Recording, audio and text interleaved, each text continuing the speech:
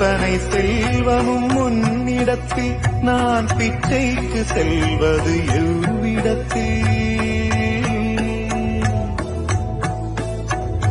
அத்தனை செல்வமும் உன்னிடத்தில் நான் பிச்சைக்கு செல்வது எவ்விடத்தில்? வெறும் பாத்திரம் உள்ளது என்னிடத்தில், அதன் சூத்திரமோ அது உன்னிடத்தில்.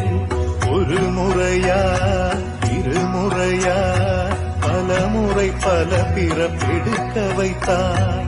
புதுவினையா பழவினையா கணம் கணம் தினம் என்னை குடிக்க வைத்தாய். பொருளுக்கு அலைந்திடும் பொருளற்ற வாழ்க்கையும் துரத்துதே.